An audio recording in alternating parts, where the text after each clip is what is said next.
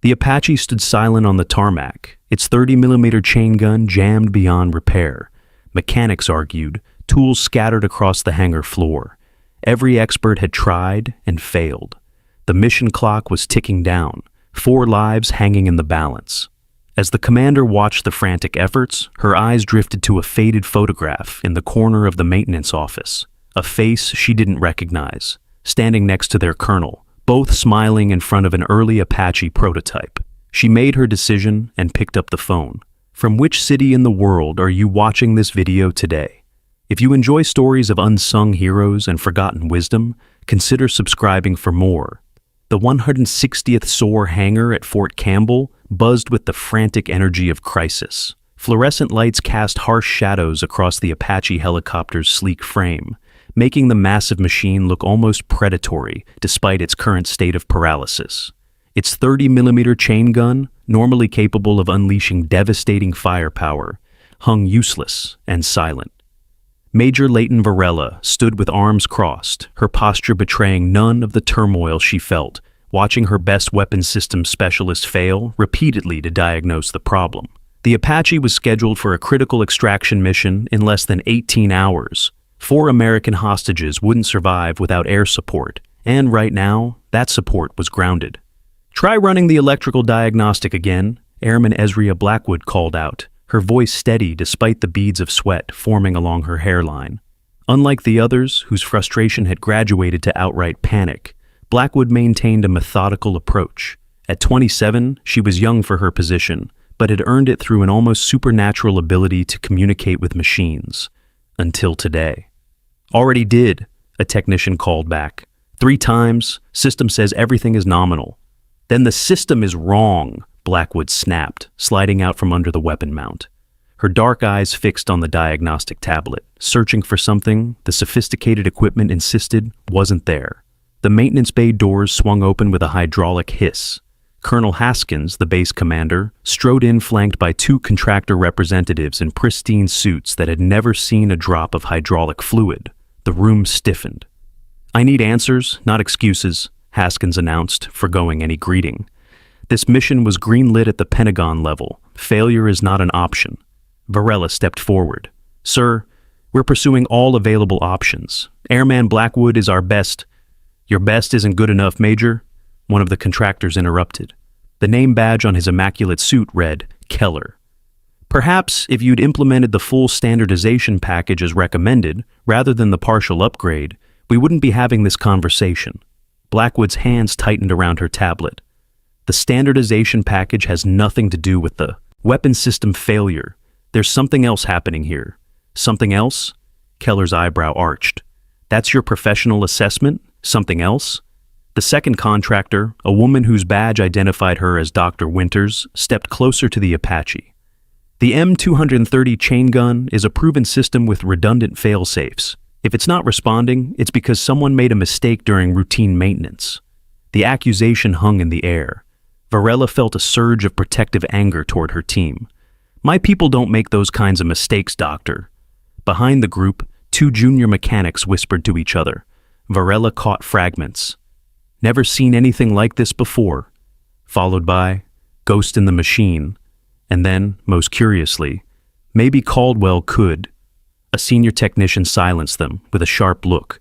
Varela filed the name away. Caldwell. She'd never heard it before. Colonel Haskins was still berating the maintenance crew when Varela slipped away to the maintenance office. The small room was cluttered with technical manuals, outdated paper logs, and the inevitable coffee stains that marked any military workspace. Her eyes scanned the walls, finding the usual collection of unit photos, safety warnings, and certification documents. Then she saw it, a faded photograph in a simple frame, tucked almost apologetically in the corner of a bulletin board. It showed a much younger version of Colonel Thaddeus Winthrop, their current executive officer, standing next to an unfamiliar man with weathered features. Both were smiling, arms around each other's shoulders, in front of what appeared to be an early Apache prototype. The stranger wore a flight jacket covered in patches she didn't recognize, with a nameplate just barely visible, A. Caldwell. "Finding anything interesting, Major?" Varela turned to find Colonel Winthrop himself standing in the doorway. At 62, his once dark hair had surrendered to gray, but his posture remained impeccable, a lifetime of military bearing etched into his frame. "Sir," she acknowledged, "I was just looking for solutions where the usual channels have failed." His voice held a knowing tone, a commendable instinct in an officer. Varela gestured toward the photo. "May I ask who A. Caldwell is?" Something flickered across Winthrop's face, too quick to identify but unmistakably present. He entered the office and closed the door behind him. "Abraham Caldwell is ancient history, Major, and not relevant to your current problem." "With respect, sir, I overheard some of the mechanics mention the name. They seem to think he might help with our situation." Winthrop sighed, suddenly looking every one of his years. Abraham Caldwell was brilliant but impossible, the kind of man who refused to document his methods, who claimed the helicopters spoke to him. The military-industrial complex has no place for mystics, Major. Varela's interest sharpened. Was he an engineer? A command. Engineer, one of the best. He designed systems we still use today, but his methods were— Winthrop searched for the word. Unorthodox. When computerized maintenance protocols became the standard, Caldwell refused to translate his techniques into something others could follow. Said it would disrespect the machine's voice, whatever that means. As Winthrop spoke, fragmented images flashed through Varela's mind. Not her own memories, but mental reconstructions of what Winthrop described. Hands moving with preternatural confidence over machinery. Innovations that other engineers marveled at, but couldn't replicate. Tension growing between Caldwell's intuitive approach and the military's need for standardization. "What happened to him?" she pressed. "He got pushed out, or walked away.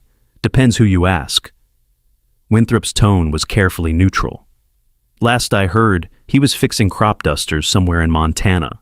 Disappeared from the radar intentionally." Varela contemplated the information.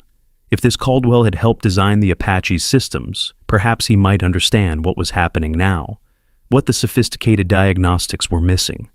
"Sir, would it be possible to contact him? Given the urgency of our situation." "No, Major." Winthrop's response was immediate and firm. "Even if you could find him, he won't come back, not after what happened." "What did happen, sir?" Winthrop's gaze hardened. "That's not relevant to your mission, Major Varela. What is relevant is this. If you bring him in without authorization, your career is over. We have protocols for a reason. Follow them." As Varela left the office, the fading sunlight through the windows caught on something in Winthrop's office, a medal in a glass case. She recognized it as the same medal visible in the old photograph with Caldwell. But as she passed, she noticed that the nameplate had been deliberately obscured. The maintenance bay was quieter now. Most of the technicians had broken into smaller groups, each pursuing different diagnostic approaches. Blackwood remained at the weapon mount, her determination undiminished despite hours of failure. "Any progress?" Varela asked. Blackwood straightened, frustration evident in the tight lines around her eyes. "No, ma'am. It's like the gun is actively refusing to work. Every test says it should function perfectly, but when we initiate the firing sequence, nothing." "Have you ever heard the name Abraham Caldwell?" Blackwood paused, thinking. "Vaguely. One of the old-timers mentioned him once. Some kind of savant from the early days of the program. Why?" "Just following every lead," Varela replied. "Carry on, airman." Back in her office, Varela closed the door and sat at her computer. The extraction mission timeline glared at her from the monitor. T-minus 16 hours, 27 minutes. 4 lives depended on that Apache being operational. Protocol dictated she should contact command, request a replacement helicopter, and accept the inevitable, a mission delay. But delay meant those hostages would likely be moved or worse. Protocols existed for a reason, as Winthrop had reminded her, but so did judgment calls. She began searching through personnel databases. Abraham Caldwell wasn't in the active duty roster, of course, nor in the civilian contractor database. She expanded her search to historical records, finding only fragments, commendations from the 1980s and early 90s, project assignments with portions redacted, and then nothing, as if the man had simply vanished from official record.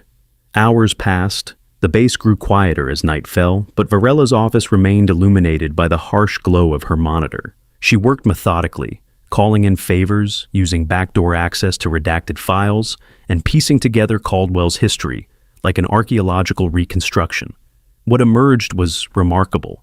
Caldwell hadn't just helped design the Apache's weapons systems. He had revolutionized the entire integration approach. His innovations had shaved years off the development process and saved billions in research costs. And then, at the height of his influence, he had simply walked away. One document caught her attention, a classified program called Whisper. The details were heavily redacted, but she could make out that it involved developing aircraft with unprecedented communication between pilot and machine. Caldwell's name appeared repeatedly as lead engineer, alongside psychological theories about machine-human interfaces that seemed decades ahead of their time. A knock at her door interrupted her research. Blackwood stood in the hallway, exhaustion evident in her slumped shoulders. "We've tried everything, Major. Every test, every replacement part, every software reset. Colonel Haskins is talking about scrubbing the mission." Varela nodded, making her decision. "Get some rest, airman. 2 hours. I'm pursuing an alternative solution." After Blackwood left, Varela made one final search, this time through less official channels. An old contact in Montana Flight Services provided what she needed, a current location for Abraham Caldwell at a remote airfield outside of Missoula. The call connected after 4 rings. The voice that answered was gruff, suspicious. "Caldwell's field. Mr. Caldwell, this is Major Leighton Varela, 160th SOAR, Fort Campbell." A long pause followed. "Military has my number blocked. How'd you find me?" "We have an Apache with a 30mm chain gun that's gone inexplicably dead. Critical extraction mission in less than 14 hours. 4 American hostages who won't survive without air support." Another pause, longer this time. "That's not my problem anymore, Major. You designed the integration system. Your name is still on the original schematics." A bitter laugh. "Those machines aren't mine anymore. Neither are the people who fly them." Varela recognized the pain beneath the bitterness. Something had happened, something neither Caldwell nor Winthrop wanted to discuss. "One of the hostages is a combat medic, Sergeant Imani Reynolds. She's saved 37 lives in the field. That's just the ones we've documented." Silence stretched across the line. Varela could almost feel Caldwell weighing the implications, his loyalties, his old wounds. Finally, his voice returned, somehow both softer and more resolute. "I'll be there in 4 hours. Don't tell Winthrop, and clear the hangar of everyone except the pilot who's going to fly her." Varela frowned. "I'm not sure I can. I need someone who listens, not just follows protocols." Caldwell interrupted. "The pilot will understand things your technicians won't." The line went dead, leaving Varela with a mixture of hope and apprehension. She had just deliberately ignored a direct warning from a superior officer and reached out to a man who clearly had history with the military, history contentious enough to have him removed from official records. If Caldwell couldn't fix the Apache, her career was over. If he could, it might still be over, but 4 American lives would be saved. Some equations were simple, even when the variables were complex. The next 4 hours passed in a blur of preparation. Varela arranged clearance for Caldwell without alerting Winthrop, coordinated with Captain Sorrel Hargrove, the Apache pilot scheduled for the mission, and cleared the maintenance bay of all but essential personnel. She didn't know what to expect from Caldwell, but she sensed that minimizing variables was essential. Precisely 4 hours after the call, a battered pickup truck approached the checkpoint. Security cameras showed a tall, lean figure presenting identification and waiting with the patient stillness of someone accustomed to military protocols. The guard made a call, received confirmation, and waved the truck through. Varela met him at the hangar entrance. Abraham Caldwell stood before her, 73 years old, but straight-backed and clear-eyed. He wore a faded flight jacket covered with patches from the original Apache test program. His face was deeply lined, weathered by sun and time, but his eyes were sharp as he surveyed the hangar. "Major Varela," he said, extending a hand. His grip was firm, calloused. "Where's my patient?" The way he referred to the helicopter caught her attention. Not the Apache or the aircraft. My patient. As if the machine were a living thing.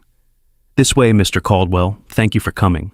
As they walked through the base, younger personnel stared in confusion at the elderly civilian. A few older veterans, however, straightened almost imperceptibly as he passed, recognition dawning in their eyes. Captain Hargrove waited by the Apache, her compact frame belying the strength required to handle the powerful aircraft. At 42, she was one of the most experienced pilots in the regiment, with 3 combat tours and over 2,000 flight hours. Captain Hargrove, this is Abraham Caldwell. Mr. Caldwell, Captain Sorrel Hargrove. Hargrove's eyes widened slightly. The Abraham Caldwell? From the Whisper program? Something flickered across Caldwell's face. Surprise, perhaps, that anyone still remembered. That was a long time ago, Captain. Not to those of us who fly these birds, Hargrove replied. Your integration system saved my life in Kandahar. Weapons jammed, but the automated diagnostics kicked in and rerouted through the secondary systems. Textbooks said it couldn't be done. A ghost of a smile crossed Caldwell's weathered face. Textbooks have limitations, machines don't. The hangar doors opened with a hydraulic hiss. Airman Blackwood entered, followed by a small team of technicians. Varela had expected this. No matter how much authority she wielded, word would spread that someone new was examining the Apache. What she hadn't expected was Colonel Winthrop's imposing figure striding in behind them, his face a mask of controlled fury. "Major Varela," he said, his voice dangerously quiet. A word. Before Varela could respond, Caldwell stepped forward, placing himself between her and Winthrop. The 2 men locked eyes, decades of unspoken history passing between them. "Hello, Thad," Caldwell said quietly. "Been a while?" Winthrop's jaw tightened. 28 years, 4 months. "What are you doing on my base, Abraham?" "Your major invited me to look at a sick helicopter. Seems your people can't figure out what's wrong with it." The air in the hangar seemed to thicken with tension. Blackwood glanced between the 2 men, then at Varela, confusion evident on her face. Winthrop turned to the assembled personnel. "Everyone out, now, except Major Varela, Captain Hargrove, and Airman Blackwood." As the technicians filed out, he turned back to Caldwell. "You too, Abraham. You don't have clearance to be here." "Actually, sir," Varela interjected, "I processed Mr. Caldwell's temporary consultant clearance an hour ago. Given the critical nature of the mission and the failure of standard protocols, I exercised my authority as operations officer to bring in specialized expertise." Winthrop's eyes narrowed. "You went behind my back, Major." "I pursued all available options to ensure mission success, sir, as is my duty." For a moment, Varela thought Winthrop might order Caldwell removed regardless. Instead, his shoulders dropped almost imperceptibly. "You have 4 hours, Abraham. If you haven't solved it by then, we scrub the mission and you leave my base. Understood?" Caldwell nodded once, then turned to Hargrove, dismissing Winthrop entirely. "Tell me about your relationship with this helicopter, Captain." Hargrove blinked, thrown by the unusual phrasing. "Sir?" "Not sir, just Caldwell." He gestured to the Apache. "How long have you been flying this specific aircraft?" 3 years. She's my primary bird." "She?" Caldwell noted with approval. "And how would you describe her personality?" Blackwood made a small, skeptical noise. Caldwell's eyes flicked to her, then back to Hargrove. "Responsive," Hargrove said after a moment's consideration. "Sensitive in crosswinds, strong in a climb. Sometimes she pulls slightly left during heavy weapons deployment." Caldwell nodded, as if this confirmed something. "And the chain gun, before it stopped working?" "Smooth rotation, quick to target. Sometimes a slight vibration during sustained fire, but nothing concerning." "The vibration, did it have a pattern, a rhythm?" Hargrove closed her eyes, remembering. 3 pulses, then steady, then 3 pulses again. Always the same sequence. Caldwell turned to Blackwood. "Your diagnostics wouldn't catch that. It's looking for irregularities, not patterns." "With all due respect," Blackwood replied, "that's not how modern diagnostics work. We have sophisticated sensors monitoring every aspect of the weapon system." "That's exactly why you can't fix her," Caldwell said simply. "You're looking at numbers when you should be listening to stories." He approached the Apache, moving with the familiarity of someone returning to a childhood home. His hand reached out, touching the fuselage with something like reverence. The hangar fell silent. Even Winthrop watched, a complex mixture of emotions crossing his face. Caldwell closed his eyes, his palm flat against the helicopter's skin. "Hello, old friend," he whispered, just audible in the silent hangar. What's troubling you today? If Varela expected something dramatic to happen, she was disappointed. Caldwell simply stood there, hand on the Apache, eyes closed, for nearly a full minute.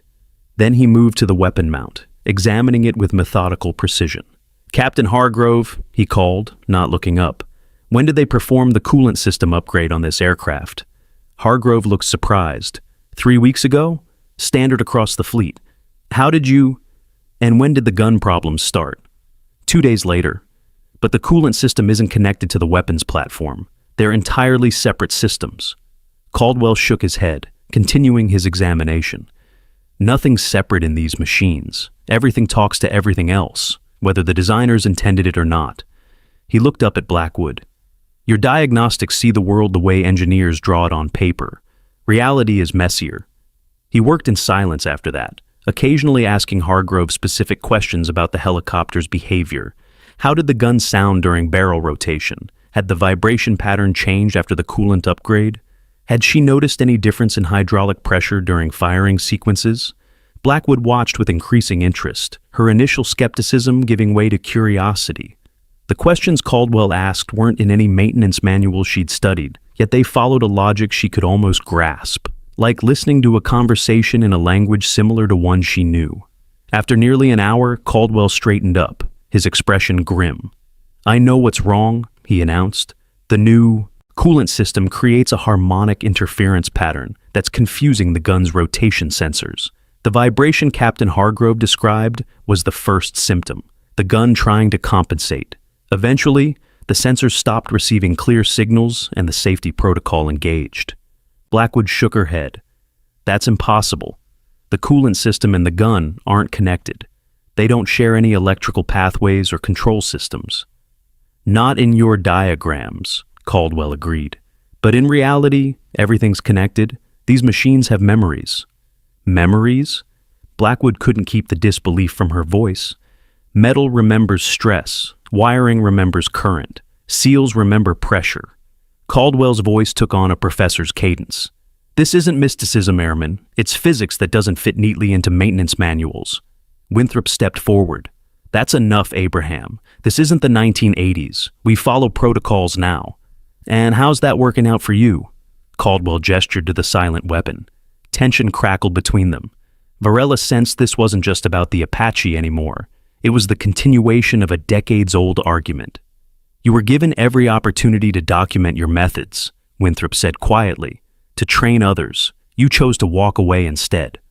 "Is that what you told yourself?" Caldwell's voice sharpened. "When you implemented my design without credit? When you computerized processes that require human intuition? When you traded safety for standardization?" Winthrop's face flushed. "We needed systems any technician could fix with a manual. Your genius was too specialized, Abraham. Too dependent on your particular intuition. So you dumbed it down."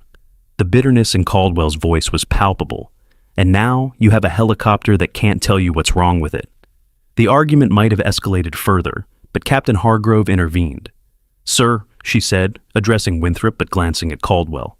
"With respect, nothing else has worked. We have 10 hours until mission launch. Let him continue." Winthrop hesitated, the weight of command responsibility visible in his posture. Finally, he nodded once. "Fix it if you can, Abraham. But this changes nothing between us." As Winthrop walked away, Caldwell turned back to the Apache, his face set in determined lines. But Varela noticed something else as he bent to the task. His hands, moving across the helicopter's systems, possessed a grace that belied their weathered appearance. Like a concert pianist at the keys or a surgeon at the operating table. For the first time since the crisis began, she felt a flicker of genuine hope. Have you ever watched someone work who has mastered their craft so completely that it seems like magic? Tell us about a time when you witnessed true expertise in action. And if you value stories about unsung heroes and forgotten wisdom, consider subscribing for more. Caldwell worked with methodical precision, his movements economical, yet somehow intimate, as if the Apache were a living creature under his care. He requested tools by their proper names, not the military designations, but the original engineering terms, many of which Blackwood had never heard before. She scrambled to translate his requests into equipment they actually had on hand. "The interference is coming from here," Caldwell said, pointing to a junction box near the cooling system. The new coolant pumps generate a harmonic frequency that's traveling through this mounting bracket. It's causing micro vibrations in the gun's rotation sensor housing. Blackwood frowned. But that's physically impossible. The mounting bracket isn't connected to the sensor housing. Not directly, Caldwell agreed, but they're both connected to the same frame section. Metal conducts vibration. The frequency is exactly right to create a feedback loop. He fell silent again, working with quiet intensity. Occasionally he would stop, place his hand on different sections of the aircraft, and close his eyes briefly, as if listening to something only he could hear. Captain Hargrove watched from nearby, her expression a mixture of fascination and concern. The extraction mission timeline continued its relentless countdown. T-minus 9 hours, 42 minutes. "How did you know to check the coolant system?" Blackwood finally asked. "Nothing in our diagnostics indicated a connection." Caldwell didn't look up from his work. The vibration pattern Captain Hargrove described. 3 pulses, then steady, then 3 pulses again. That's a harmonic signature I've encountered before. In other Apaches? No, in the original prototypes, 35 years ago. He glanced up briefly. Same principles, different application. The materials, remember, even when the engineers forget. As Caldwell worked, Varela slipped away to the command center. She needed to update Colonel Haskins on their progress, or at least on their attempt at progress. The fact that they were trying an unorthodox solution with an unauthorized consultant would not please him, but she had to report something. She found Haskins' intense conversation with Winthrop. Both men fell silent when she entered. "Major Varela," Haskins acknowledged, his voice clipped. "Colonel Winthrop was just informing me of your initiative." Varela came to attention. "Sir, I take full responsibility for bringing in outside expertise without prior authorization." "The hell you do," Haskins snapped. "This is my base. Ultimately, everything that happens here is my responsibility." He paused, studying her. "The question is whether your gamble will pay off or blow up in all our faces. Mr. Caldwell has identified the source of the problem, sir. He's working on a solution now." Winthrop made a dismissive sound. "Abraham always identifies problems. It's implementing solutions that others can replicate that was never his strong suit." There was something in his tone, a bitterness that went beyond professional. Disagreement. Varela filed it away as another piece of the puzzle she was slowly assembling about these two men. "How confident are you in this approach, Major?" Haskins asked. Varela considered her response carefully. "Sir, we exhausted all standard procedures. Mr. Caldwell's expertise, while unorthodox, represents our best chance at mission readiness within the required timeline." Haskins nodded slowly. "And if he fails? Then we're no worse off than we were before, sir. And I accept whatever consequences come from my decision." A faint smile ghosted across Haskins' face. "You sound like Winthrop in his younger days." The colonel glanced at his executive officer. "Before the politics got to him." Winthrop's jaw tightened, but he said nothing. "Keep me updated, Major," Haskins ordered. "If Caldwell makes progress, I want to know immediately. If he doesn't, we need to prepare alternate mission parameters." "Yes, sir."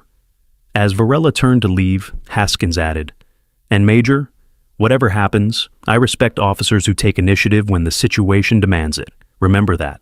Back in the hangar, Varela found Caldwell and Blackwood deep in conversation, bent over a section of the Apache's internals.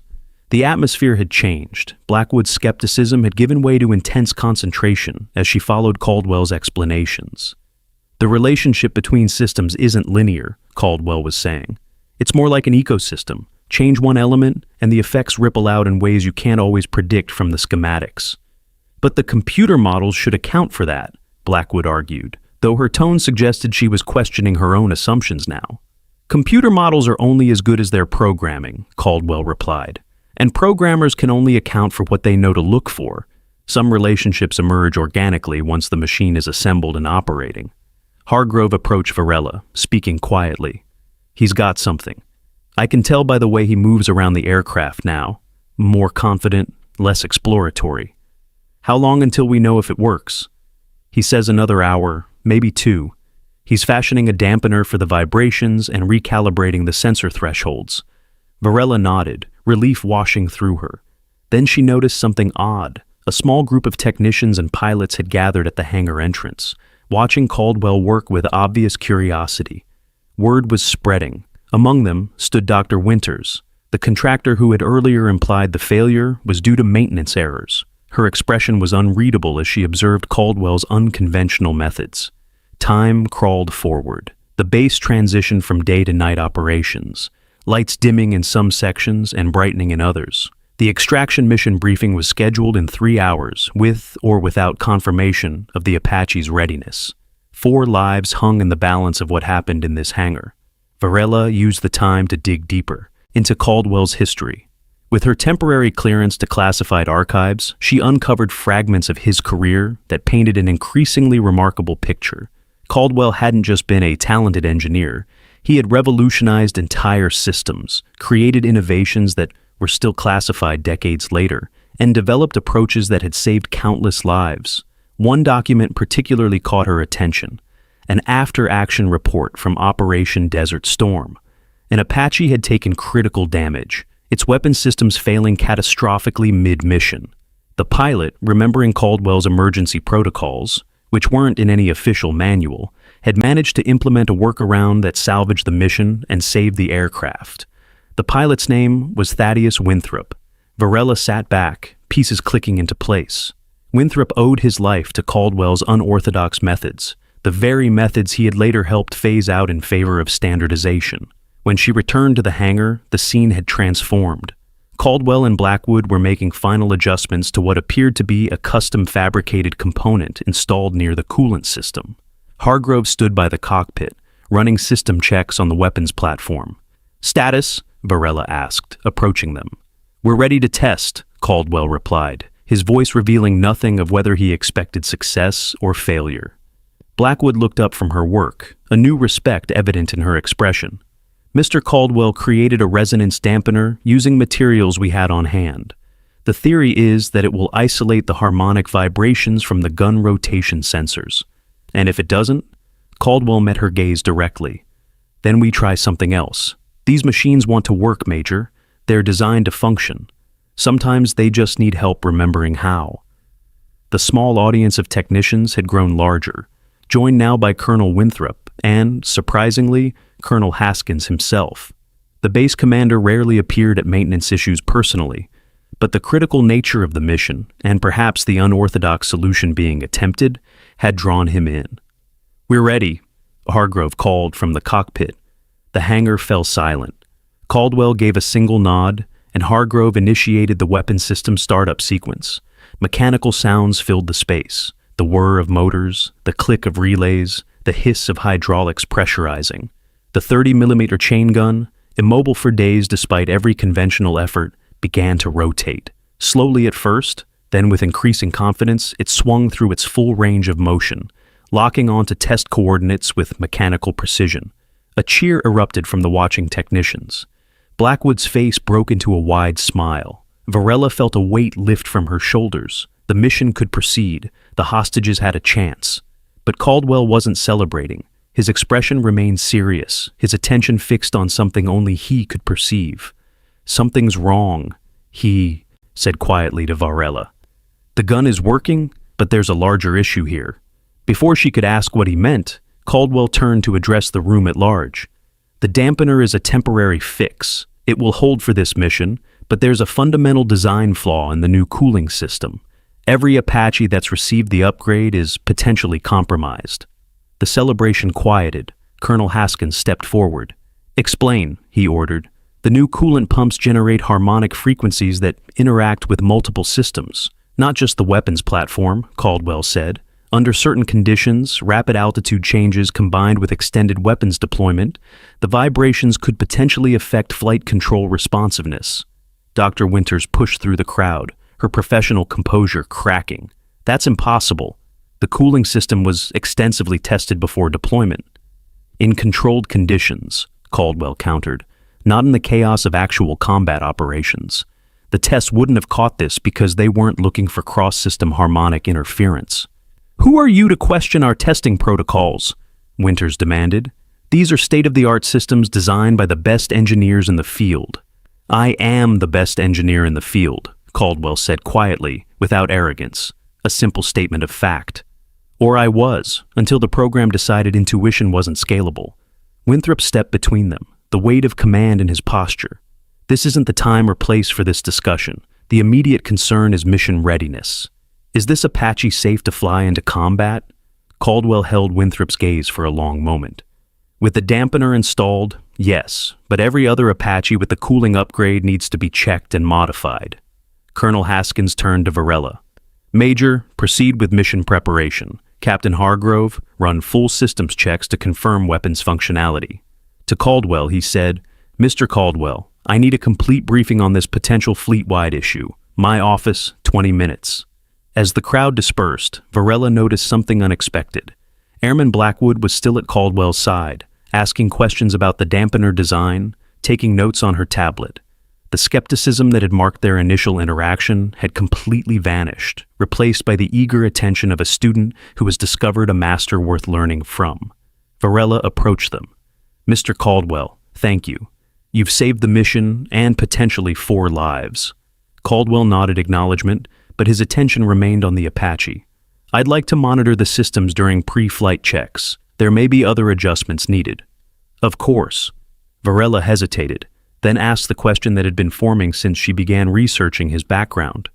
Sir, if I may ask, why did you leave? Your work was saving lives. Caldwell's weathered face revealed nothing, but his eyes shifted briefly to where Winthrop stood across the hangar.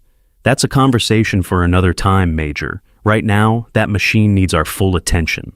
As Caldwell and Blackwood returned to their work, Varela made her way to Winthrop, who was observing from a distance. Permission to speak freely, sir? Winthrop gave a tight nod. You knew he could fix it. That's why you warned me not to contact him, not because you thought he would fail, but because you knew he would succeed. Winthrop's eyes remained on Caldwell. It's more complicated than that, Major. I saw the Desert Storm report, sir. He saved your life with one of his unorthodox protocols.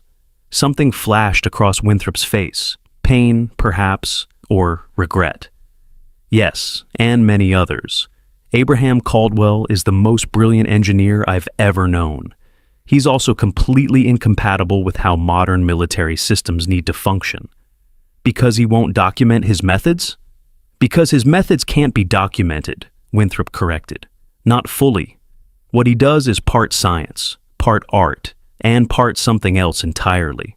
It can't be taught in a classroom or written in a manual, and the military needs processes that any qualified technician can follow, not genius-level intuition that dies with one man. Varela considered this. So, instead of finding a way to preserve his knowledge, the system pushed him out.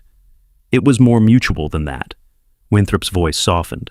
Abraham couldn't accept the direction things were moving. He believed the increasing computerization was creating distance between operators and their machines.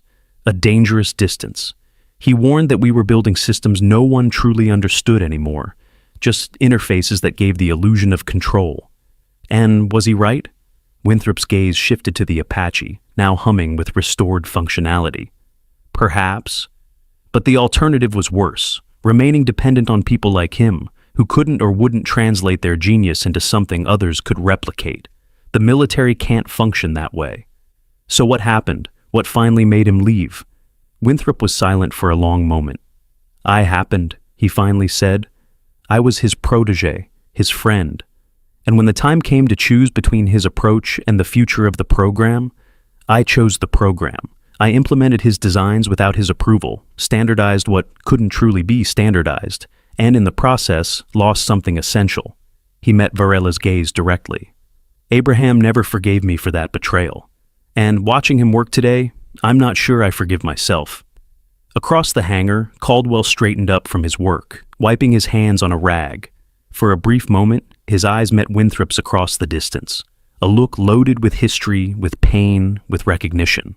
Then he turned back to the Apache, his attention once more fully absorbed by the machine. The next few hours passed in a blur of activity. The mission briefing proceeded with a cautious green light on the Apaches and status. Captain Hargrove would lead the extraction team with air support from 2 additional helicopters. The plan was tight, with minimal margin for error, a night insertion into hostile territory, rapid extraction of the hostages, and immediate evacuation. Through it all, Caldwell remained in the hangar, monitoring the Apache's systems, making minute adjustments to his dampener solution. Blackwood stayed with him, absorbing everything he shared, occasionally offering insights that made the older man nod with approval. As dawn approached, the mission launch window drew near. Varela found Caldwell making final checks as Hargrove prepared for pre-flight. "Mr. Caldwell, we owe you a debt of gratitude. Without your intervention, this mission would not be proceeding." Caldwell shook his head. "Don't thank me yet. The real test comes when that gun needs to fire under combat conditions." "Are you concerned?" "No," he said simply. "This helicopter remembers what it's supposed to do now. The dampener is just a physical reminder." Something in the way he phrased it struck Varela. "You really do think of them as living things, don't you?" Caldwell considered the question seriously. "Not living in the biological sense, but they have personalities, quirks, preferences. The more complex a machine becomes, the more it develops characteristics that can't be fully explained by its components. Like consciousness? More like a dynamic signature. Every Apache is built to the same specifications, but no two fly exactly alike. Ask any pilot." He gestured toward Hargrove, who was performing her pre-flight walk-around. "That's what the computerized maintenance protocols miss. They treat each aircraft as interchangeable when they're actually individuals." Blackwood approached, tablet in hand. "All systems are nominal, sir. The dampener is performing exactly as designed." Caldwell nodded approval. "You have good hands, airman. Good instincts. You felt what was wrong before you could explain it. Hold on to that." Blackwood straightened slightly at the praise. "Thank you, sir. I've learned more in these few hours than in my entire technical training." The hangar doors began to open, revealing the pre-dawn darkness outside. The mission was minutes from launch. Hargrove climbed into the cockpit, her movements precise and confident. The Apache's engine started with a rising whine that filled the space. As the helicopter prepared to taxi out, Colonel Winthrop appeared beside them. He watched silently as the Apache's systems came fully online, its weapons platform rotating through pre-flight checks with fluid precision. "She'll make it," Caldwell said, not looking at Winthrop but somehow addressing him nonetheless. "Yes," Winthrop agreed quietly. "Thanks to you." "Not just me." Caldwell nodded toward Blackwood. "Your new generation has potential. They just need to learn to trust their instincts alongside their instruments." The Apache began to move, rolling toward the hangar exit with deliberate purpose. Captain Hargrove gave a final thumbs up as she passed, her face set with mission focus. As the helicopter disappeared into the darkness, its running lights blinking against the fading stars, Caldwell suddenly stiffened. "Wait," he said sharply. "Something's not right." Varela turned to him, alarm rising. "What is it?" Caldwell was already moving, striding toward a communication console with unexpected speed for a man his age. "The dampener is working, but I noticed something in the final systems check. There's a secondary harmonic forming in the hydraulic lines. Under high-stress maneuvers—" He never finished the sentence. The radio crackled to life with Hargrove's voice, tense but controlled. "Tower, this is Whiskey 47. I'm experiencing unusual resistance in the cyclic during ascent. Stabilizing at 500 feet to assess." Winthrop grabbed a headset. "Whiskey 47, this is Colonel Winthrop. Can you detail the nature of the resistance?" "Sluggish response, sir, like pushing through molasses. It's manageable, but concerning, requesting guidance." Caldwell took the headset from Winthrop without asking permission. "Captain Hargrove, this is Caldwell. The harmonic vibration has spread to the flight control hydraulics. You need to reset the pressure manually." There was a pause before Hargrove responded. "Standard reset protocol?" "No, listen carefully." Caldwell gave a series of instructions that appeared in no maintenance manual, a sequence of actions that involved timing, feel, and intuition as much as technical knowledge. The hangar held its collective breath. Blackwood moved to a monitoring station, watching the telemetry data from the Apache with intense concentration. "Implementing now," Hargrove's voice came through, steady despite the pressure. Seconds ticked by. Then, hydraulic pressure normalizing, cyclic response returning to standard parameters. Whatever you did, Caldwell, it worked. Relief washed through the hangar, but Caldwell wasn't finished. "Captain, the harmonic issue could re-emerge under combat stress. If you feel any change in the aircraft's responsiveness, any change at all, implement the same reset immediately. Don't wait for the warning indicators. Understood. Proceeding with mission. As Hargrove signed off, Winthrop turned to Caldwell, his expression complex. You knew this could happen. I suspected, Caldwell corrected. The interactions between systems are never fully predictable, especially with new components introduced to older frameworks. And your solution isn't in any manual. It's not even in the emergency protocols. No, it's based on understanding how this specific machine responds to stress. Winthrop's jaw tightened.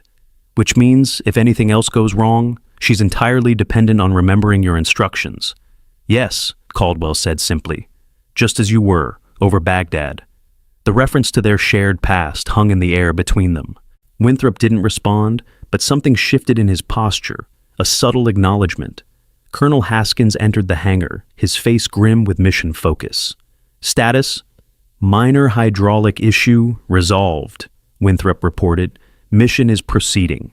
And our concerns about the fleet-wide implications of this cooling system problem? Caldwell stepped forward. The issue is more extensive than I initially thought, Colonel. The harmonic vibrations can potentially affect flight controls as well as weapon systems. Every Apache with the new cooling system needs modification. Dr. Winters, who had been monitoring from nearby, interjected. That's over 70 aircraft across 3 bases. The cost would be astronomical, not to mention the downtime. The cost of losing aircraft and pilots would be higher, Caldwell countered. Haskins studied them both, then made a decision. We'll evaluate the full situation after this mission completes. For now, our focus is on getting those hostages home safely. He turned to Varela. Major, I want you monitoring mission comms. Keep me updated on any developments.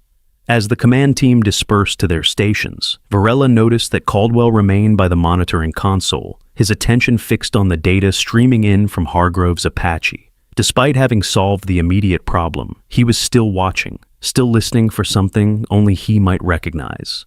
Blackwood stayed at his side, asking occasional questions in a low voice. The young airman's demeanor had transformed completely since Caldwell's arrival, from confident skepticism to focused apprenticeship. Hours passed. The mission proceeded according to plan. The extraction team located the hostages, secured them, and began the return journey. Hargrove's Apache provided crucial cover fire during a tense moment when enemy forces attempted to pursue, its weapon system functioning flawlessly despite the earlier issues. As the team approached the extraction point, the atmosphere in the command center shifted from tense focus to cautious relief. 4 American lives were coming home, but Caldwell's expression remained troubled as he monitored the incoming data. What is it? Varela asked quietly. The vibration patterns are changing, he replied. The dampener is holding for now, but the stress of combat operations is creating new harmonics. This is a temporary fix at best. Across the room, Winthrop was in conversation with Dr. Winters, their discussion becoming increasingly heated despite their attempts to keep their voices down. Your team certified this cooling system as fully compatible, Winthrop was saying. If Caldwell is right about the fleet-wide implications, with all due respect, Colonel, Winters interrupted. We're talking about the observations of a retired engineer using outdated methodologies. Our testing protocols are state-of-the-art. That retired engineer just saved a critical mission when your state-of-the-art protocols failed. Completely. Winters' face tightened. Exceptions don't invalidate systems. Mr. Caldwell may have an intuitive understanding of these aircraft, but that's not a basis for overhauling an entire fleet. 4 decades of experience isn't just intuition, Winthrop countered, surprising Varela with his defense of Caldwell. It's expertise we've systematically devalued in favor of processes that look good on paper but fall short in reality. Their argument was interrupted by the radio crackling to life. Base, this is Whiskey 4-7. Extraction complete. 4 packages secured. ETA to home 20 minutes. A cheer went up from the command staff. Colonel Haskins acknowledged the transmission, his usual stoic expression softening slightly. Excellent work, Captain. Bring them home. As the mission entered its final phase, Varela found herself watching Caldwell. The elderly engineer had moved away from the monitoring station and stood now by the hangar doors, looking out at the lightening sky where soon Hargrove's Apache would appear. His posture conveyed both satisfaction and concern. the complex emotions of someone who had solved an immediate crisis but recognized the larger problems still looming. Varela approached him. "You've done something remarkable here, Mr. Caldwell. You should be proud." He shook his head slightly. "This isn't about pride, Major. It's about understanding what we've lost in our pursuit of standardization. These machines deserve better than to be reduced to interchangeable parts and flowchart diagnoses. What would you suggest instead?" Caldwell turned to face her fully. "A hybrid approach. Yes, we need standards and protocols. The military can't function without them. But we also need to train people to develop the intuitive understanding that comes from deep experience, to listen to the machines as well as the monitors." Before Varela could respond, a commotion near the command console drew their attention. Winthrop was leaning over a technician's shoulder, his expression suddenly tense. "What's happening?" Varela called, moving quickly to join them. "Whiskey 47 is reporting unusual vibrations in the airframe," Winthrop replied, increasing in intensity as they approached base.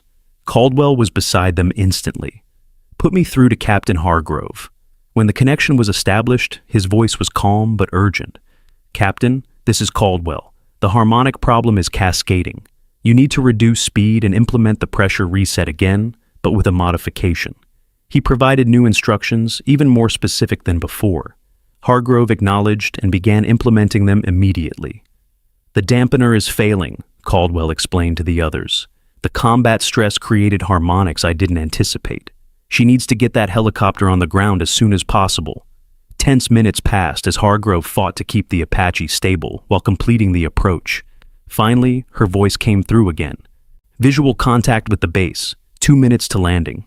Relief passed through the command center, but Caldwell remained focused on the monitoring screens. Something in the data caught his attention, causing him to stiffen. "No," he said quietly, then louder. "Captain, shut down weapon systems completely, now." Hargrove's response was immediate. "Weapon systems powering down." "What's happening?" Colonel Haskins demanded. "The gun control system is generating feedback into the flight controls," Caldwell explained rapidly. "Even powered down, the circuits are transmitting the harmonic. She needs to land now." They moved outside to the landing zone, watching as the Apache appeared on the horizon, growing larger against the morning sky. Its approach was steady, but somehow labored, like an athlete pushing through injury to finish a race.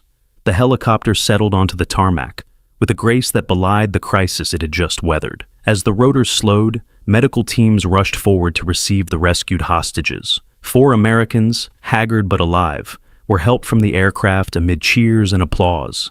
Captain Hargrove emerged last, her face drawn with exhaustion but triumphant. She approached Caldwell directly, removing her flight helmet as she came. "Whatever you did, it worked," she said simply. "But that bird is sick. I could feel it fighting me all the way home." Caldwell nodded. "The harmonic problem is worse than I thought." The combat stress accelerated its development. Hargrove looked back at the Apache, her expression troubled. "It wasn't just mechanical. It was like the whole aircraft was trying to tell me something was wrong, but couldn't quite make me understand." "Exactly," Caldwell said, a hint of satisfaction in his voice. Not at the problem, but at finding a pilot who understood what he had been trying to explain all along. Colonel Haskins approached, his face serious despite the mission's success. "Mr. Caldwell, I need your full assessment of this situation. If there's a fleet-wide issue as you suggest..." He was interrupted by a sharp metallic sound from the Apache. Everyone turned to see the 30mm chain gun rotating slowly, despite being powered down. The movement was erratic, almost spasmodic.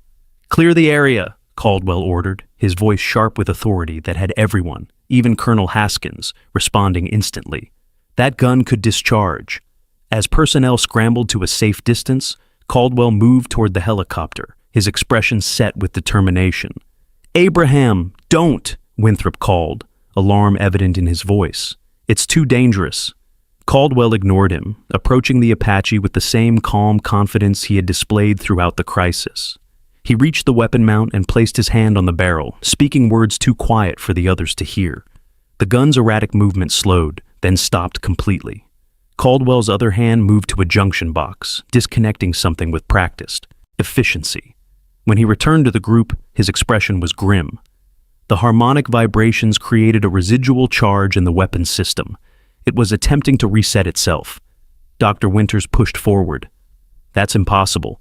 The safety interlocks would prevent any movement when powered down.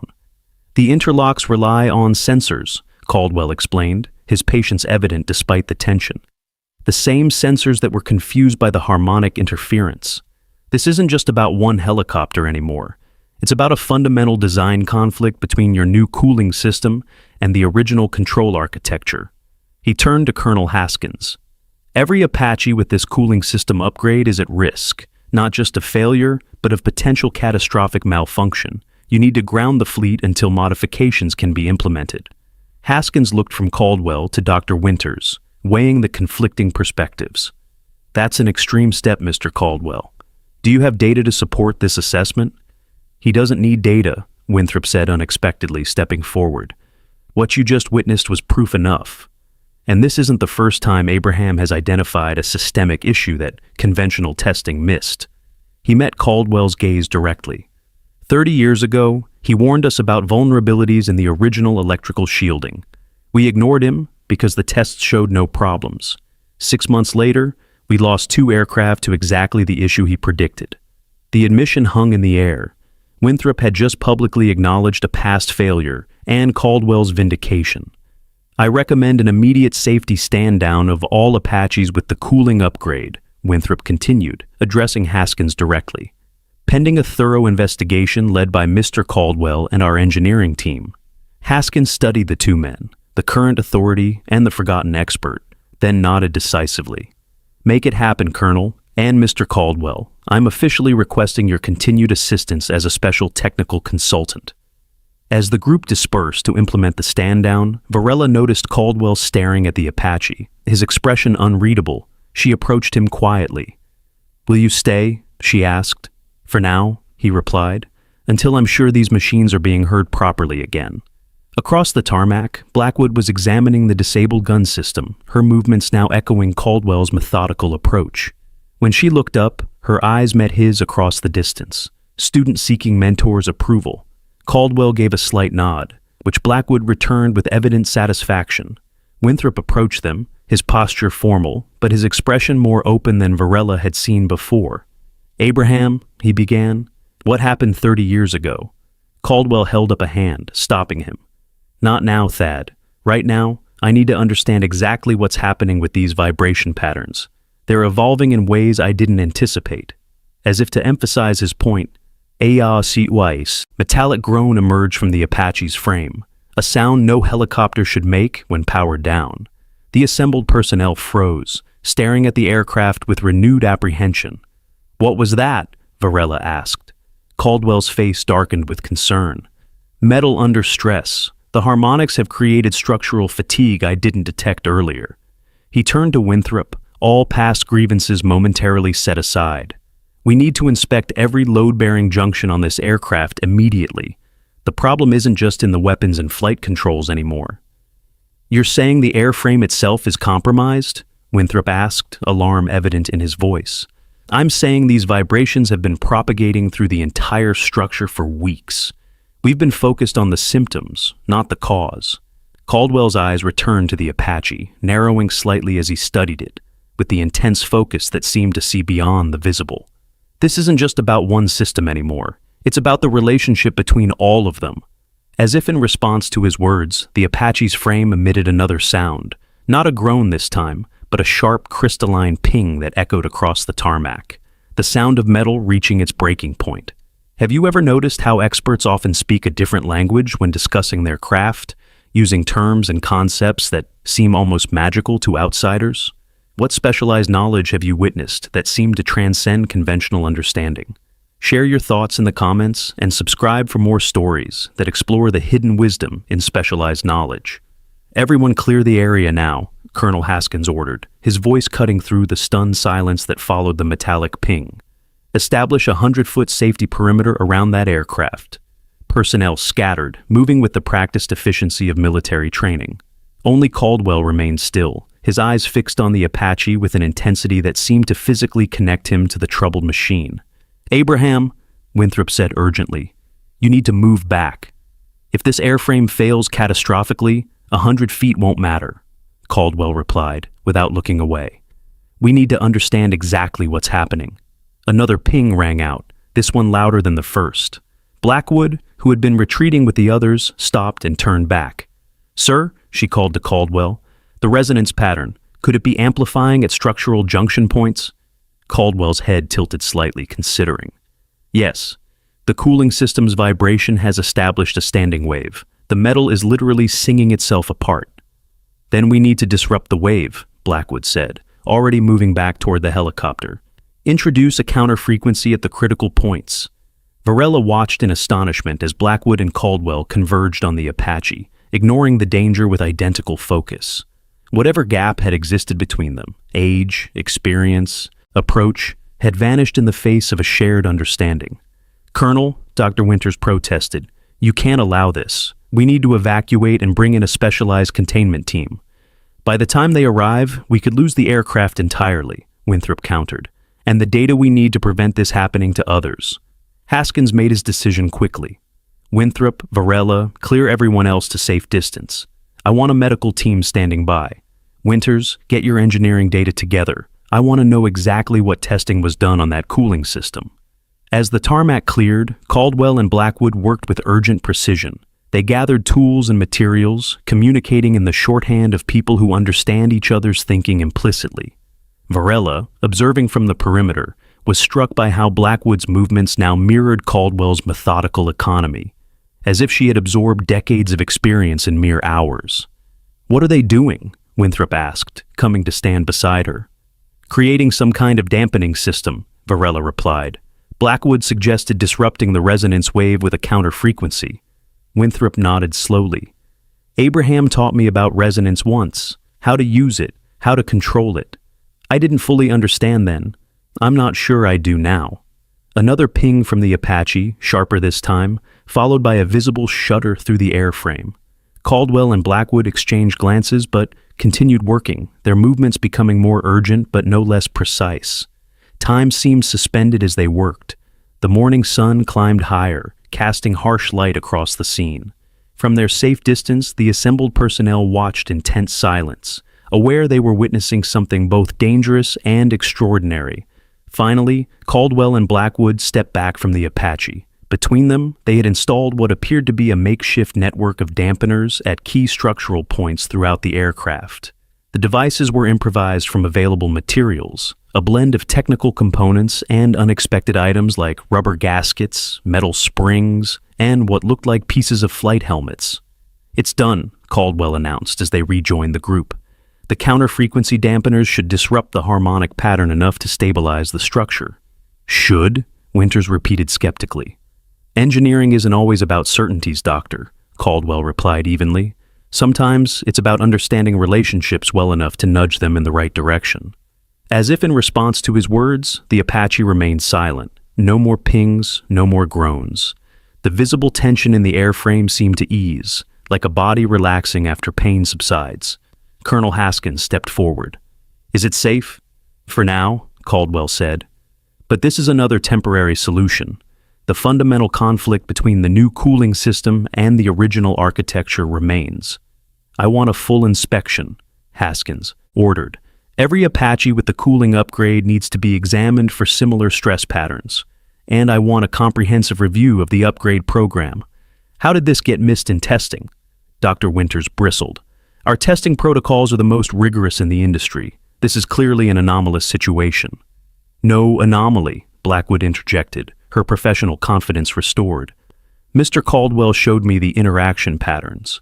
The vibrations build gradually, below the threshold of standard diagnostics.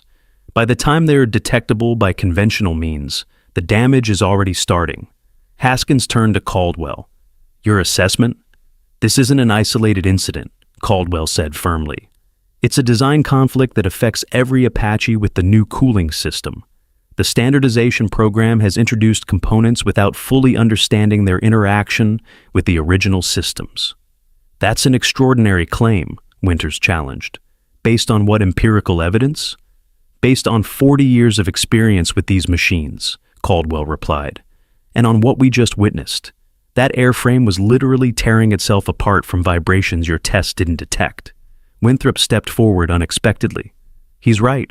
I've seen this before. Different systems, same principle. During Desert Storm, Abraham identified a similar resonance problem that our standard diagnostics missed entirely. His solution saved lives then, just as it did today. The public endorsement from Winthrop, a senior officer and respected authority, shifted the atmosphere visibly. Personnel who had been watching with uncertain expressions now looked at Caldwell with new respect. Even Dr. Winters seemed momentarily at a loss for counter-arguments. Haskins made his decision. Effective immediately, all Apaches with the cooling upgrade are grounded pending inspection and modification. Mr. Caldwell, I'm officially requesting your assistance in developing a permanent solution. He turned to Blackwood. Airman, you'll coordinate with Mr. Caldwell and assemble a team to implement whatever fixes are necessary. Yes, sir, Blackwood responded, unable to completely hide her satisfaction.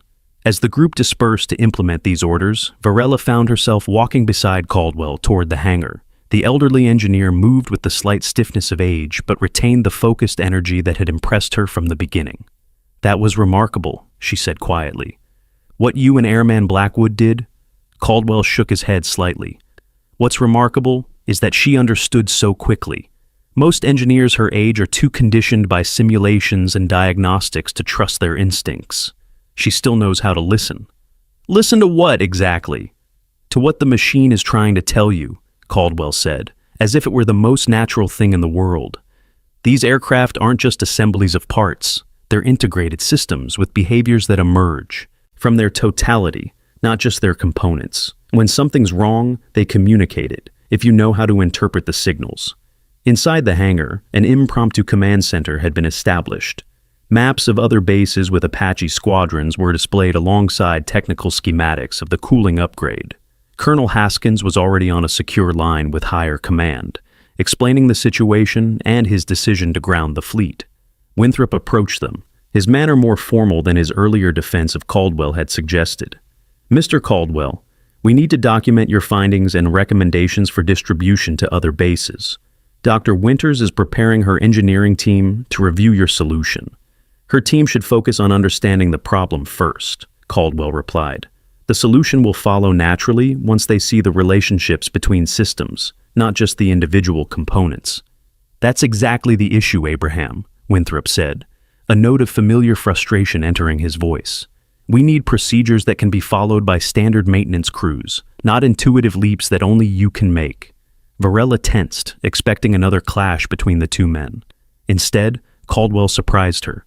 You're right, he said simply. Which is why I'm going to work with Airman Blackwood to develop a protocol that bridges both approaches, technical precision and intuitive understanding. It can be taught, Thad, just not the way you've been trying to teach it. The concession, small but significant, shifted something in Winthrop's posture. I'm listening. Before Caldwell could elaborate, however, a commotion at the hangar entrance drew their attention. A group of pilots and technicians had gathered around Captain Hargrove, who was gesturing emphatically as she described the Apache's behavior during the final approach. It wasn't just mechanical resistance, they heard her saying. It was like the aircraft was fighting two battles, one against the enemy, one against itself. I could feel the harmonics building through the control stick. The pilots listened with intense interest, their expressions a mixture of concern and fascination. These were experienced aviators, accustomed to the normal quirks and characteristics of their aircraft. What Hargrove described went beyond that, into territory that their training hadn't prepared them for. That's exactly what we need, Caldwell said quietly to Winthrop. Pilots who can feel these patterns developing before they become critical. Technicians who understand the relationships between systems, not just the systems themselves. Winthrop watched the group thoughtfully. A hybrid approach, technical protocols informed by experiential knowledge.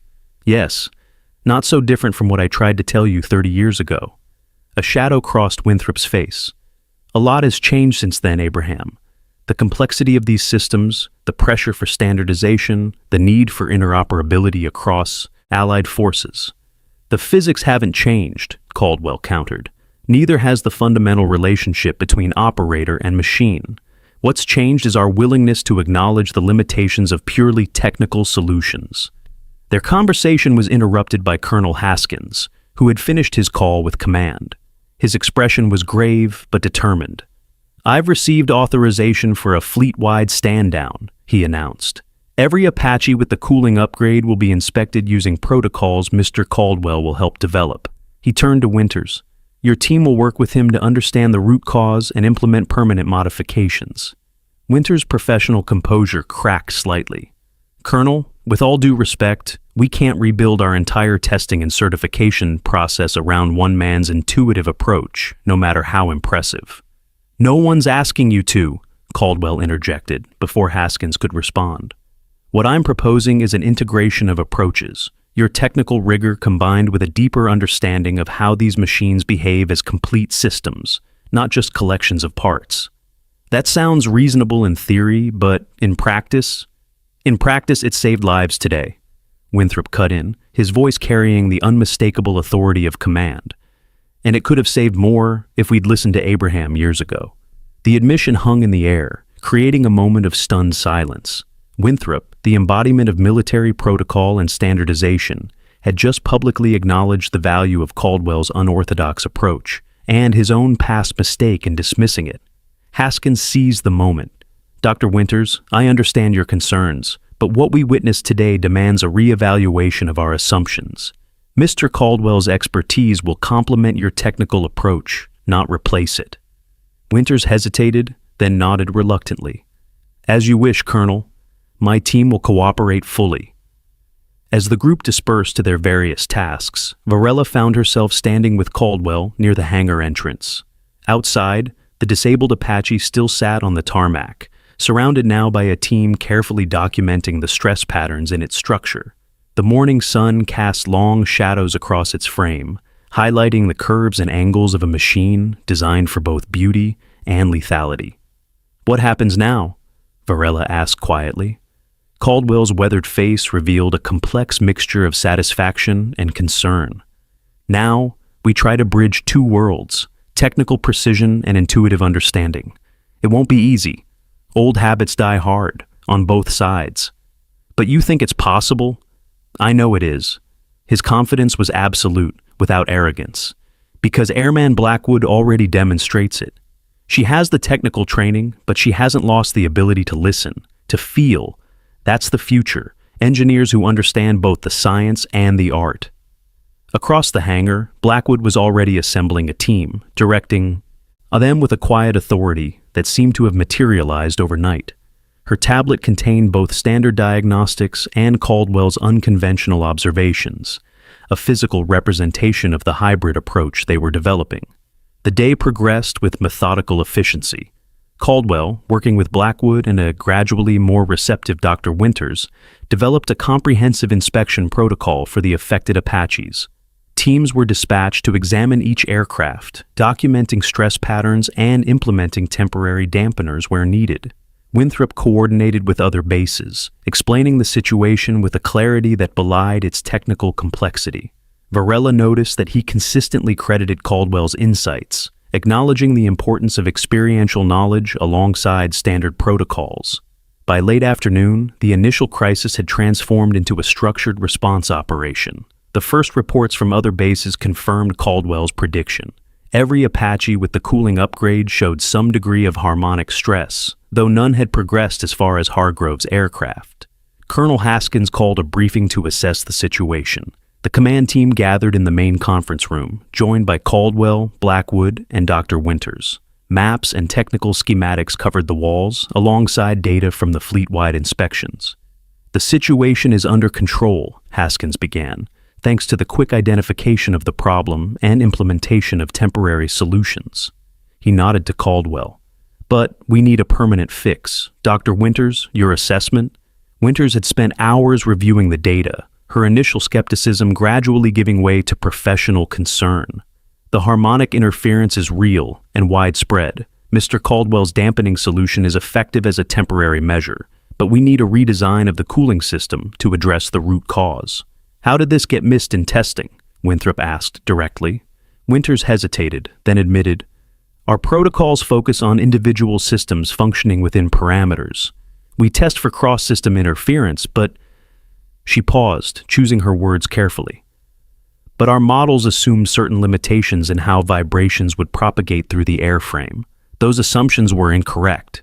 They were incomplete, Caldwell corrected gently, based on idealized conditions that don't reflect the complex reality of these machines in operation.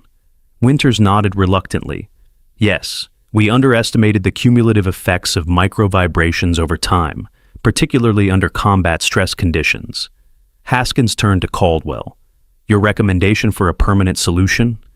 A redesign of the cooling pump mounts, incorporating flexible dampening elements that isolate the vibration from the airframe, Caldwell replied, combined with a modified sensor array that can detect harmonic patterns before they become critical. The cost implications are significant, Winters pointed out. Retrofitting the entire fleet is less expensive than losing aircraft and pilots, Winthrop finished for her. Command has already approved the necessary funding. The question is implementation timeline. Blackwood stepped forward, displaying a project plan on the main screen. Mr. Caldwell and I have developed a phased approach, critical aircraft first, then the remainder of the fleet over a 3-month period. Each base will need a specialized team, trained in both the technical procedures and the experiential indicators. Experiential indicators? Haskins questioned. The early warning signs that can be felt rather than measured, Blackwood explained. The subtle changes in sound, vibration patterns, control responsiveness. Things experienced pilots and mechanics notice, but current diagnostics don't capture. Caldwell nodded approval. Airman Blackwood has created a training protocol that combines technical procedures with what you might call intuitive diagnostics. It's teachable, documentable, and reproducible. The briefing continued, details of the implementation plan refined and responsibilities assigned. Throughout the discussion, Varela noticed a subtle but significant shift. Caldwell's experience-based insights were no longer treated as mysterious or exceptional, but as valuable expertise to be integrated with technical knowledge. As the meeting concluded, Haskins made one final announcement. In light of today's events, I'm establishing a new position within our maintenance division, Integration Specialist. The role will focus on identifying cross-system interactions that standard diagnostics might miss. He turned to Blackwood. Airman, consider this your official promotion. You'll head the new division, with Mr. Caldwell serving as special consultant during the transition period. Blackwood straightened, surprise and pride evident in her posture. Thank you, sir. I won't let you down. See that you don't, Haskins replied with the hint of a smile. You have big shoes to fill. As the room cleared, Winthrop remained behind with Caldwell.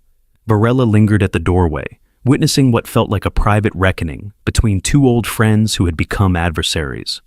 I owe you an apology, Abraham, Winthrop said quietly, for what happened 30 years ago, for not finding a better way to preserve your knowledge while meeting the military's needs. Caldwell was silent for a long moment. It wasn't just about knowledge, Thad. It was about respect. Respect for these machines as more than just assemblies of parts. Respect for the relationships between systems that can't always be captured in diagrams and flowcharts. I understand that now, Winthrop admitted. Today made that clear, but the military still needs standardization, protocols, procedures that can be taught and followed. I'm not arguing against that, Caldwell said, surprising Varela with his conciliatory tone. I'm arguing for balance, technical precision, and intuitive understanding. Both are necessary. Winthrop nodded slowly. A hybrid approach, like what you're developing with Blackwood. Exactly. She has the technical foundation, but hasn't lost the ability to listen, to feel what the machine is trying to communicate. That combination is powerful. And teachable? Yes, Caldwell said with quiet confidence. That's what I've been trying to tell you for decades. The intuitive component can be cultivated, guided, developed, not through traditional classroom methods, but through mentorship, experience, guided observation. Winthrop seemed to consider this deeply. I'd like to see that training program. If it works as you describe, it could transform our entire approach to complex systems maintenance. It will work, Caldwell assured him, because it acknowledges the reality of these machines as they actually are, not as we wish them to be, for the sake of administrative convenience. Their conversation concluded with a handshake, formal but genuine, an acknowledgement of a path forward that honored both perspectives. The next few days saw the implementation of Caldwell's solution across the base.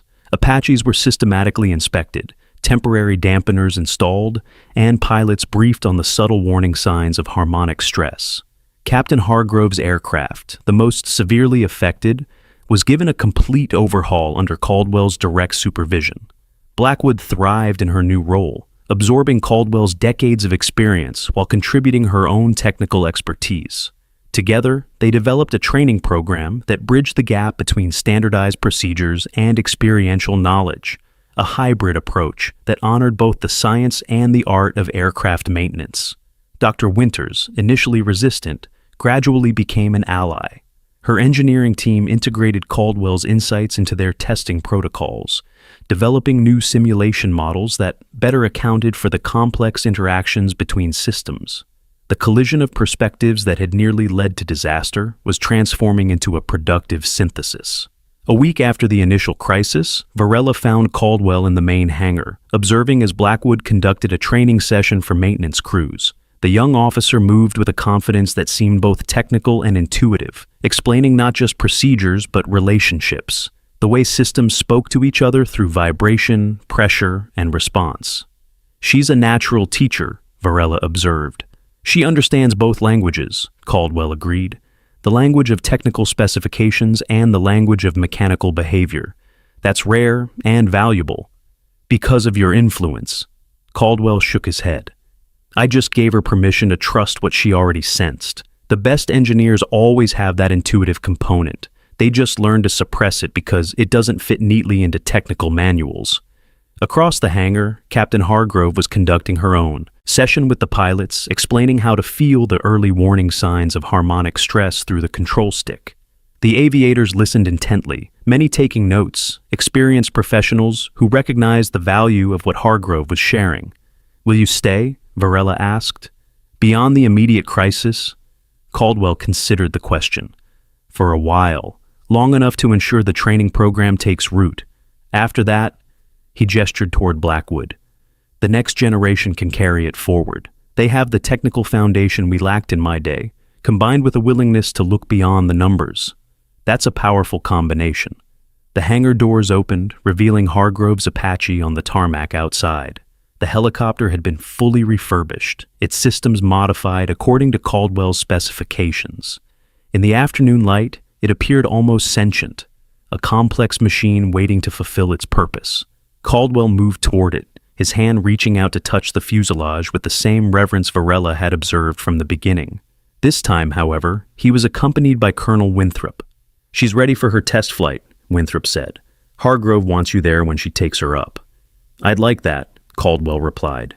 "These first flights after modification are critical. The patterns need to establish themselves naturally." As they walked toward the helicopter, Varela noticed something remarkable. Winthrop was listening to Caldwell with the focused attention of a student with a respected teacher.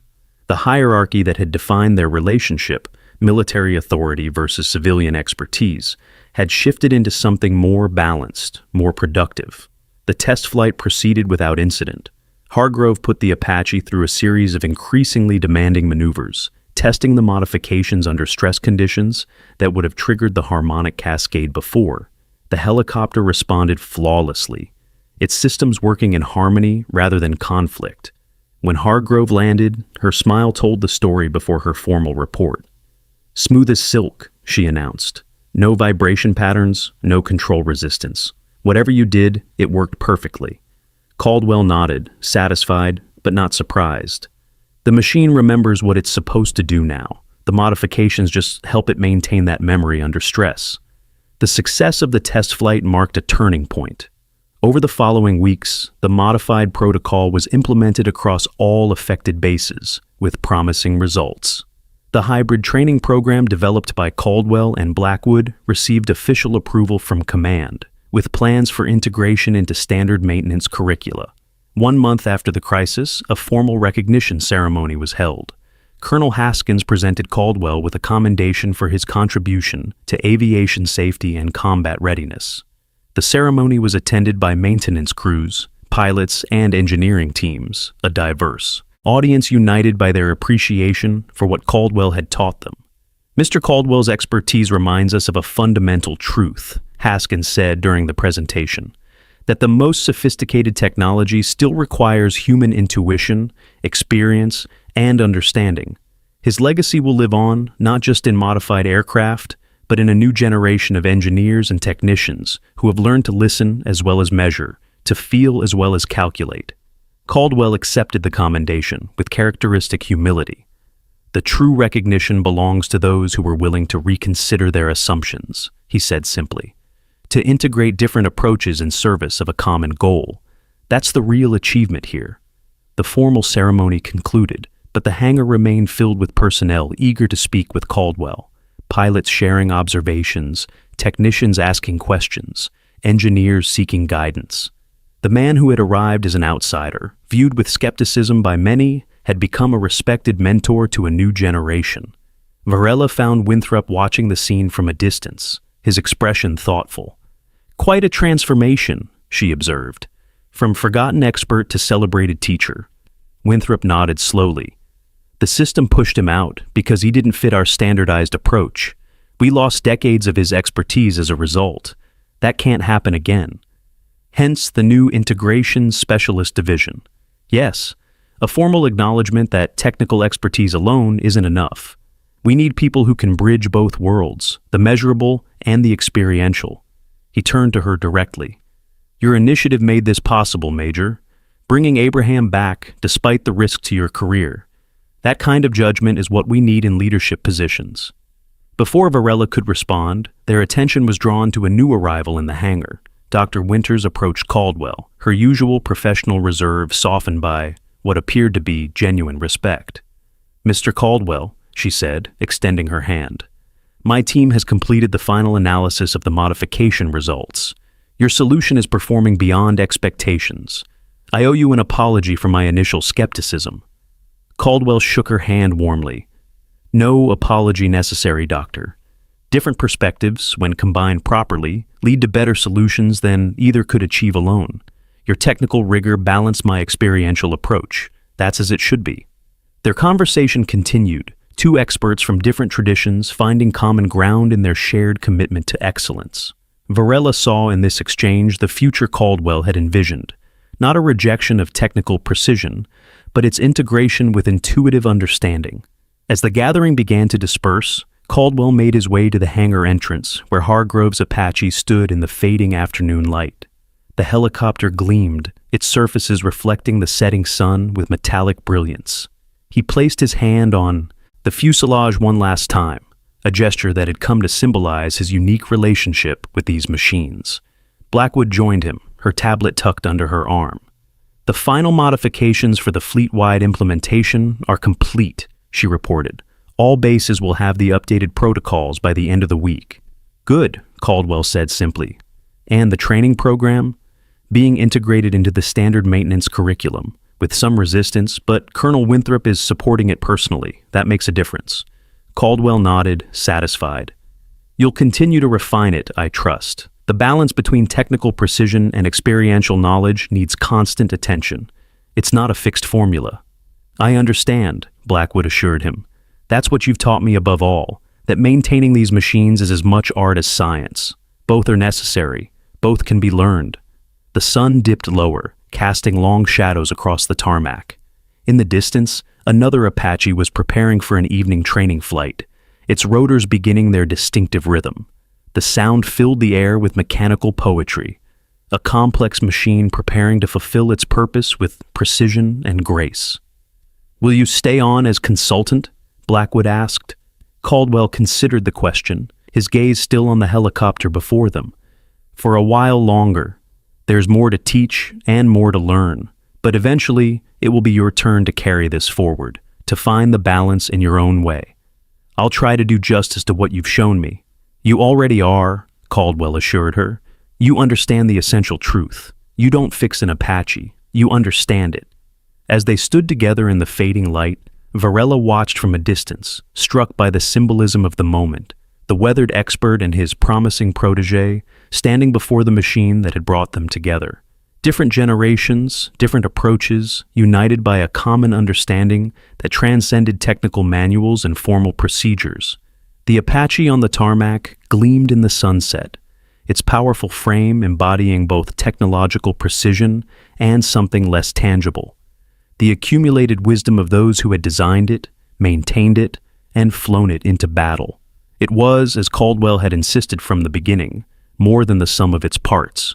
In that moment, Varela understood what he had been trying to teach them all along, that the most sophisticated technology still requires human intuition to reach its full potential, that some knowledge can't be fully captured in diagrams and flowcharts, but must be passed from hand to hand, mind to mind, through direct experience and mentorship.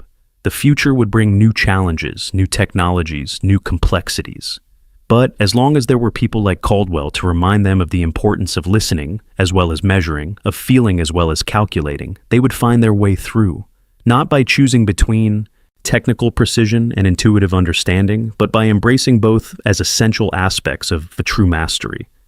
In our modern world, we often focus on measurable skills and concrete knowledge, sometimes forgetting the power of intuition and experience. Have you ever encountered someone who reminded you that true expertise is as much about wisdom as it is about information? Share your story in the comments, and if you value these explorations of forgotten wisdom, consider subscribing for more.